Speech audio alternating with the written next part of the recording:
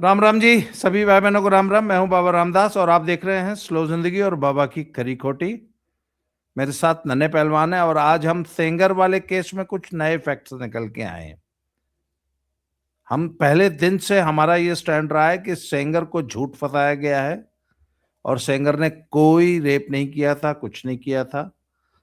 इसके बारे में नन्हे पहलवान ने काफी स्टडी किया है, काफी जानकारियां जुटाई हैं। उन्नाव में माखी गांव के बहुत सारे लोगों से इन्होंने लगातार बात की है। तो नन्हे पहलवान, स्वागत है आपका। मैं इससे पहले कि आगे इसी विषय पे हम बात करें, जरा एक बार दर्शकों से एक ही अपील कर दें। दर्शकों, ये मेरी पुस्तक है दद्दा की खरी खरी। इसका मूल्य है 600 रुपया। इस 600 रुपए इस किताब की बिक्री से जो भी पैसा हमें प्राप्त हो रहा है वो हमारे आश्रम में एक गौशाला का निर्माण होने वाला है। गौशाला और पशु चिकित्सालय, उसमें ये पैसा खर्च होगा। आप 600 रुपया भेज के ये पुस्तक मंगा सकते हैं। उस गौशाला में आपका 600 रुपये का योगदान भी हो जाएगा। इसके अलावा यदि आप गौशाला में कुछ सहयोग करना चाहते हैं तो ऊपर जो क्यूआर कोड दिया है उसे भी स्कैन करके उसमें अपना योगदान भेज सकते हैं। और अपना फोन नंबर, एड्रेस और पिन कोड, ये सारा कुछ इसी नंबर पे 7696409623 इस पे हमें व्हाट्सएप कर दीजिए। ये नंबर आपके टिकट पे चल रहा है, तो हम आपको ये बुक भेज देंगे। हाँ नन्हे पहलवान, तो बताइए जरा सेंगर वाले केस में क्या अपडेट है। बाबा जी देखिए, उस टाइमलाइन को ना समझना बहुत जरूरी है कि मामला आखिर क्या था। और जो आज पूरा विपक्ष चिल्ला रहा है ना, पूरा एक मीडिया जो सेंगर को और भाजपा को, योगी जी को और पूरे के पूरे न्यायिक व्यवस्था पे जो लोग उंगली उठा रहे हैं, पहले तो उन लोगों के लिए वीडियो देखना बड़ा जरूरी है कि भैया पहले फैक्ट्स तो जान लो कि फैक्ट्स क्या है इस वीडियो में है क्या पहले, क्योंकि वीडियो का ऑडियो जैसा भी है, पर अगर आप पहले बता देंगे तो दर्शकों को समझने में आसानी होगी। जरा अभी बता अभी दीजिए इस मैं वीडियो में कोई क्या है। अभी मैं कोई ऑडियो वीडियो दिखाई नहीं रहा, मैं आपको सिर्फ फैक्ट्स, एक टाइमलाइन बता रहा हूं। 2 मिनट में आपको समझ आ जाएगा कि मूल क्या है और सच्चाई, झूठ क्या है। आपको पहले मैं बताता हूं कि असलियत क्या है, जो कि डिफेंस ने हाई कोर्ट में जो पेश किया, जो पुलिस ने पेश किया, डिफेंस ने, पुलिस ने, जिसके आधार पे पॉक्सो हटा, जिसके आधार पे उनको रेप वाले मामले में राहत मिली है। लड़की का यह कहना है कि 4 जून 2017 को मेरे साथ 8 से 8:30 के बीच में कुलदीप सेंगर ने रेप किया। माखी गांव की लोकेशन है, लड़की ने ऐसा बोला है, और वो जगह दिखाई कि यहां मेरे साथ रेप हुआ, वो माखी गांव है। उस वक्त लड़की के पास जो मोबाइल था, जो कि लड़की ने खुद बताया कि ये मेरा मोबाइल नंबर है, जो पुलिस रिकॉर्ड में दर्ज है, जो पुलिस ने आगे जिसकी सीडीआर जमा कराई है कोर्ट में, उसका नंबर भी मेरे पास है। नंबर में डिटेल नहीं दूंगा आपको, लेकिन मैं आपको एक चीज बताना चाहूंगा। 7:52 से लेके 9 बजे के बीच में 47 मिनट तक लगातार लड़की कई लोगों से फोन पे बातें करती रही है। और उस बीच में कहती है कि 8 से 8:30 के बीच में मेरा रेप हुआ है। मतलब रेप के दौरान भी किसी से फोन पे बात कर रही थी। अब कुलदीप सेंगर के फोन पे आ जाते हैं। कुलदीप सेंगर के पास 2 मोबाइल हैं, एक उनका पर्सनल, एक सरकारी, जो उनका सीयूजी नंबर है। वो दोनों की सेल टावर की जो लोकेशन है, वो उन्नाव शहर की आई है, जहां उनका अपना ऑफिस है। और दिन में 12:20 से 8:45 तक वो उसी सेल टावर, उसी लोकेशन पे लगातार रहे और लोगों से बातें करते रहे हैं, लोगों से मिलते जुलते रहे। ये सारा कुछ, ये फैक्ट्स, ये तथ्य पुलिस ने हाईकोर्ट में दिए हैं, ना कि डिफेंस ने। डिफेंस ने तो उन्हीं चीजों को मुद्दा बनाया कि देखिए जी, पुलिस जांच ये कहती है, हम कुछ नहीं कह रहे। अब महाराज इसके बल पे हमें न्याय दो। फिर लड़की की 2 फर्जी date of birth marksheets, TC आ जाना उस आधार पे। तो ये कई सारे ऐसे मैटर थे जिसकी वजह से पॉक्सो हटा, लड़की बालिग पाई गई। 2 जगह 2 बहुत सीनियर सीएमओ लेवल के डॉक्टर्स ने उसका फिजिकल टेस्ट किया और पाया कि नहीं, लड़की की उम्र 18 साल से ज्यादा थी जब वो तथाकथित रेप हुआ है। इस आधार पे हाईकोर्ट ने राहत दी है। और आज पूरा मीडिया फिर से कुलदीप सेंगर का मीडिया ट्रायल कर रहा है और उनके लिए तो फांसी की मांग कर रहा है। अब मैं बाबा जी आपको ना 2 फोटोज दिखाता हूं।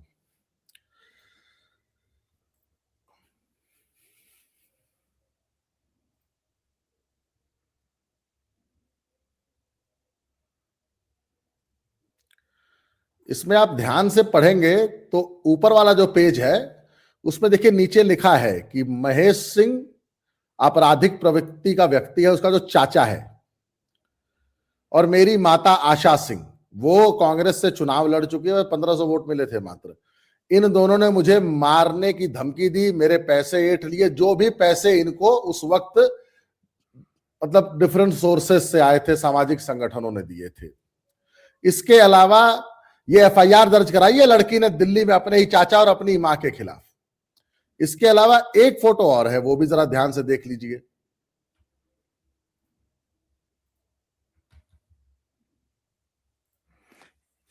ये पीड़िता ने अपने ही चाचा और मां के खिलाफ कंप्लेंट दर्ज कराई है जी, कि मेरे पैसे ठग लिए, मेरे सारे पैसे करीब 7 करोड़ रुपए खा गए। और देखिए, श्रीमान पुलिस अधीक्षक महोदय, जनपद उन्नाव, उत्तर प्रदेश, प्रार्थनी के साथ धोखाधड़ी करके, बेईमानी करके, मैं राखी की रेप कांड की पीड़िता हूं, 8 महीने की गर्भवती हूं, मेरे पेट में 8 माह का बच्चा है और मेरे श्रीमान, मैं अभी 8 माह की गर्भवती हूं, मेरे आपराधिक प्रवृत्ति के चाचा महेश सिंह जो हत्या के मामले में तिहाड़ कारागार में 10 साल की सजा काट रहे हैं, उनके कहने पर मेरी माता आशा सिंह और मेरी सगी बहनों ने मेरे पति की जान की दुश्मन बन गई हैं, मेरे पति को धक्के मार कर निकाला है। अब आप सोचिए इस पूरे केस में क्या क्या हुआ है, परिवार की यह स्थिति है। अब मैं आपको बताता हूं बाबा जी सारा केस क्या था। 2016 में होना था प्रधानी का चुनाव। मेरी आज माखी के 7-8 लोगों से बात हुई है। मैंने कहा भाई साहब बात बिगड़ी कहां से? कहते देखिए पुरानी रंजिश सी, महेश सिंह बहुत दिनों से दर दर की ठोकरें खा रहा था, परिवार की स्थिति अच्छी नहीं थी, तो महेश को लगा कि अगर मैं एक बार प्रधानी जीत जाऊंगा तो 5 साल में थोड़ा स्टैंड कर जाऊंगा। तो महेश सिंह ने यह सारा दबाव कुलदीप सेंगर पे अपनी इस भतीजी को आगे करके सिर्फ इसलिए बनाया था कि कुलदीप सेंगर चुनाव में उसका सपोर्ट कर दे। मूल में ये है एक लाइन। अब मैं बताता हूं कि मामला बिगड़ा कहां से। लड़की का उस नरेश तिवारी के साथ भाग जाना महेश सिंह के लिए नाक की बात हो गई थी कि ठाकुरों की लड़की अगर किसी ड्राइवर टाइप के आदमी के साथ भाग जाए, जिसका चाचा मर्डरर हो, हिस्ट्री शीटर हो, गांव का दबंग हो, उसके लिए तो समाज में, गांव में मुंह दिखाना पतन हो जाता है ना। तो उन्होंने अंतर तक किसी न किसी तरह कुलदीप सेंगर के ऊपर दबाव बनाना था और उसमें ये कड़ियां जुड़ती चली गई। बीच में लड़की के कई सारे ऑडियो वायरल हुए हैं नरेश तिवारी के साथ।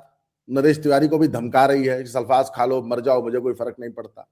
और आपको एक और इंटरेस्टिंग फैक्ट बताऊं, वो जो सीआईएसएफ के कर्मचारी इनके साथ इनकी गार्ड ड्यूटी में लगे थे, इनको सुरक्षा प्रोवाइड कर रहे थे, उन्होंने ऑनरेबल हाई कोर्ट में एक पिटीशन दाखिल किया कि जी हमारी जान बचाओ इस पागल औरत से, ये तो हमको धमकी देती है रेप में फंसाने की। तो वो लड़की किस मानसिक प्रवृत्ति की है उससे आपको पता चल जाएगा। ये सीआईएसएफ के जवानों ने कहां कंप्लेंट की है?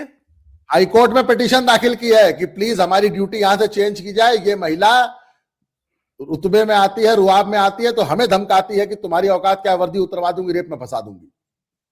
ये हाईकोर्ट वालों ने, आप सोच लीजिए कि उस लड़की के खिलाफ सीआईएसएफ वालों ने हाईकोर्ट में डाला है। ये लड़की भी एकदम विशुद्ध अपराधी प्रवृत्ति की, और जैसे नहीं इसको कह सकते हैं आपकी दुष्ट टाइप की महिला है जी। अच्छा, एक फैक्ट और बड़ा आश्चर्यजनक, इस लड़की के साथ सो कॉल्ड, इसका कहना है कि एक बार गैंगरेप हुआ, उससे 1 हफ्ता पहले सेंगर ने किया था। यही है ना? जी, 4 जून को सेंगर ने किया, 11 जून को शुभम सिंह, वो तिवारी और वो यादव और पता नहीं कौन कौन लोग मिलके किए। जी, सेंगर को 20 साल की सजा हो गई और उस गैंगरेप वाले केस में किसी को कुछ नहीं हुआ। वो लोग जमानत पे बाहर है। वो तीनों आज बेल पे बहुत दिनों से बाहर है और मजे ले रहे हैं। शुभम सिंह भी, वो नरेश तिवारी भी, ब्रजेश यादव भी। अब मेरी दर्शकों से, अब आप खुद जजमेंट, जुडिशरी का स्तर जान लीजिए कि, अच्छा दर्शकों को यह भी बता दूं, पहले उस गैंगरेप की कंप्लेंट हुई, उसके बाद 80 दिन बाद इसको याद आया कि अरे यार, मेरा रेप तो सेंगर ने भी किया था। सेंगर वाले केस में सजा हो गई, गैंगरेप के वाले केस में कुछ नहीं हुआ, ना इसने कभी परचूक किया। ऐसा क्यों? यह सवाल बनता है कि नहीं बनता? अच्छा, एक चीज और तथ्य बता दूं भाई। एक तो 80 दिन बाद आपको याद आया कि मेरा सेंगर ने भी किया था। किसी प्रकार का कोई मेडिकल, कुछ कोई नहीं।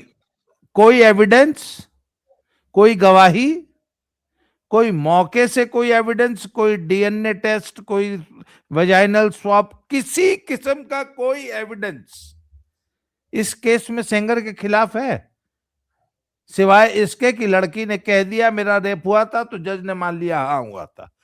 और सेंगर ने अपनी बेगुनाही में कम से कम 20 से ज्यादा सबूत पेश किए हैं। सेंगर का जो सीडीआर है, कॉल डिटेल रिकॉर्ड, उसके दोनों फोन्स का ये बता रहा है, आपने बताया कि सेंगर घटनास्थल से दूर था सारा दिन उसके फोन, 14 कोर्ट ने उसको भी किलोमीटर नहीं दूर थे माना। भाई, 14 किलोमीटर दूर थे। अच्छा, बात यह होता है कि जब एक राजनेता कहीं बाहर होता है तो वह कई लोगों से मिलता है ना, उन लोगों की गवाही को भी नहीं माना। सेंगर उस दिन, उस रात एक फंक्शन में शामिल होने गए कानपुर रोड, हमीरपुर रोड कानपुर में। जी। वहां पे तो सैकड़ों लोगों की उपस्थिति में सेंगर वहां था ना। सेंगर की उस एलिबाई को भी कोर्ट ने नहीं माना। कोर्ट ने नहीं माना माना। किसको?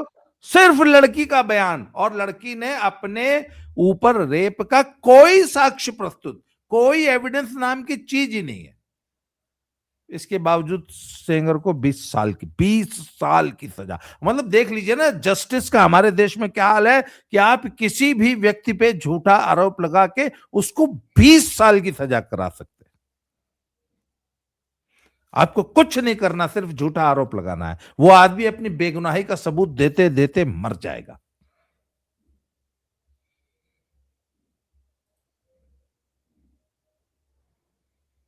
ये है हमारे देश में, हमारे देश की न्याय व्यवस्था, और पुरुषों का उत्पीड़न करने के लिए ये निर्भया कानून के नाम से जो ये। अच्छा, मैं नन्हे पहलवान एक बात बताऊं आपको। जब जी। ये निर्भया का जब ये निर्भया का पूरा केस चल रहा था ना, और दिल्ली में दुनिया भर के आंदोलन हो रहे थे, और सब कह रहे थे कि रेपिस्ट को फांसी दो, फांसी दो, फांसी दो। मैं कहा जी ठीक है, जो सचमुच के रेपिस्ट हैं उन्हें फांसी होनी चाहिए, कि निर्भया की हत्या बहुत ही विभत्स है, विस्मयकारी, मतलब बहुत बहुत ही बुरी, जी। दरिंदगी की हद थी। उसमें वाकई फांसी होनी चाहिए, हुई भी।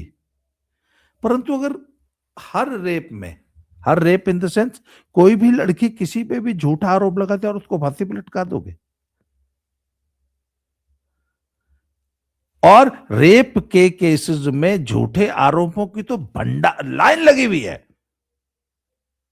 हमारे एक मित्र हैं दीपिका नारायण जी, दीपिका नारायण भारद्वाज, ऐसे ही कुछ नाम है उनका। वो बहुत लंबे समय से पुरुषों के हक की लड़ाई लड़ती हैं।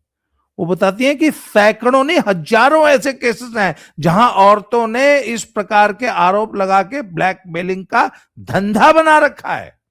बड़े बड़े एक्सटॉर्शन रैकेट्स चल रहे हैं देश में। मैंने दीपिका नारायण जी से समय मांगा है, बहुत जल्दी वो मेरे साथ एक वीडियो करेंगी, और हम उसमें आपको बताएंगे कि जयपुर में तो एक ऐसा केस पकड़ा गया नन्हे पहलवान, जिसमें 4-5 बहुत हाई फाई, बड़ी हाई क्लास सोसाइटी की औरतें, उनके साथ हाई कोर्ट के वकील, बहुत बड़े लेवल के पत्रकार, और बहुत बड़े लेवल के पुलिस अधिकारी। उन लड़कियों का काम क्या था कि वो हाई एंड, बहुत अमीर लोगों को समाज में फंसाती थी। नन्हे पहलवान, बड़े गौर से सुनने वाली बात है। अमीर लोगों को, जो करोड़पति लोग हैं, उनको उनको अपने हनी ट्रैप में फंसाती थी। फिर एक दिन थाने से फोन आता था कि जी आपके खिलाफ इस महिला ने रेप की कंप्लेंट लिखाई है और आप आके सलट लीजिए। और फिर उसमें बीच में मीडिया फर्जी इन्वॉल्व हो जाता था कि जल्दी करिए नहीं तो कल अखबार में छप जाएगा। जी आप म्यूट हैं, म्यूट, या आप म्यूट हैं। एक और वीडियो आ गया है, जरा इस वीडियो को देखिए, फिर इस पर चर्चा करते हैं। बड़ा इंटरेस्टिंग वीडियो है, देखने लायक।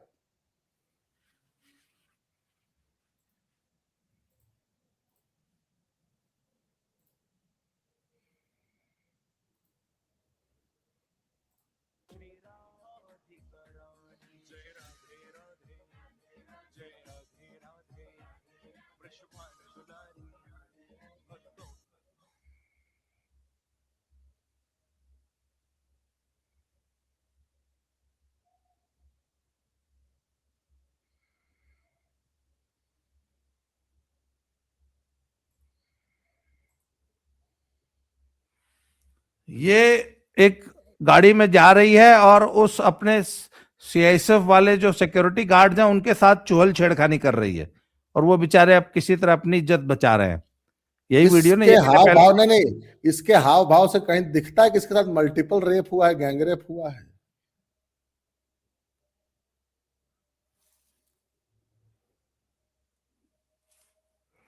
और सुप्रिया श्रीनाथ बैठ के फांसी मांग रही थी। अच्छा, मैं जरा उस बात को कंक्लूड कर दूं क्योंकि मुझे अगले वीडियो के लिए जाना है। जयपुर के उस रैकेट में करोड़ों रुपए की वसूली होती थी। पुलिस वाले कहते थे जल्दी करो नहीं तो जिंदगी भर के लिए अंदर चले जाओ। अब कोई बहुत सफल डॉक्टर है, मीडिया आ जाता था फर्जी कि हम अखबार में छाप देंगे, और एक एक व्यक्ति से 2-2, 5-5 करोड़ रुपए की वसूली हुई है। बहुत बड़ा रैकेट पकड़ा गया है। फिर एक डॉक्टर साहब थे, फिर अंत में वो पुलिस के पास चले गए, फिर पुलिस ने उस पूरे रैकेट को पकड़ा। गुरुग्राम की एक लड़की थी जिसने 10 या 11 लोगों को फर्जी इसी तरह की कंप्लेंट्स में फंसा रखा था और सबसे पैसे वसूल रही थी। तो कहने का ये मतलब है, ये पुरुषों के उत्पीड़न के लिए कानून बने हैं और सेंगर इसका सबसे बड़ा ज्वलंत उदाहरण है कि कोई भी लड़की आपके ऊपर झूठा आरोप लगा के आपका पूरा का पूरा सामाजिक जीवन, पारिवारिक जीवन, करियर, आपका व्यवसाय, हर चीज बर्बाद कर सकती है। यही केस ब्रजभूषण शरण सिंह जी के साथ किया था पहलवानों ने। वो तो उनकी तो किस्मत अच्छी थी कि वो बच गए। और हम, आप दर्शकों को याद होगा, हम तो शुरू से उनके समर्थन में खड़े रहे क्योंकि हमें पता था कि ये आरोप झूठे हैं, फर्जी हैं, और कुश्ती संघ पे कब्जा करने के लिए ये एक झूठी कहानी रची जा रही है। तो नन्हे पहलवान, आज की इस वार्ता को जरा कंक्लूड कर दीजिए अब आप। बाबा जी देखिए, मैं एक बात बताऊं, मुझे वो बाबा भारती और खड़क सिंह वाली कहानी याद आ जाती है कि 164 किस लिए बना था कि सच में किसी अगर लड़की के साथ, महिला के साथ, बच्ची के साथ गलत हुआ है तो उसको न्याय मिले। लेकिन आज 164 का उपयोग सिर्फ और सिर्फ धन उगाही, सिर्फ और सिर्फ धन उगाही।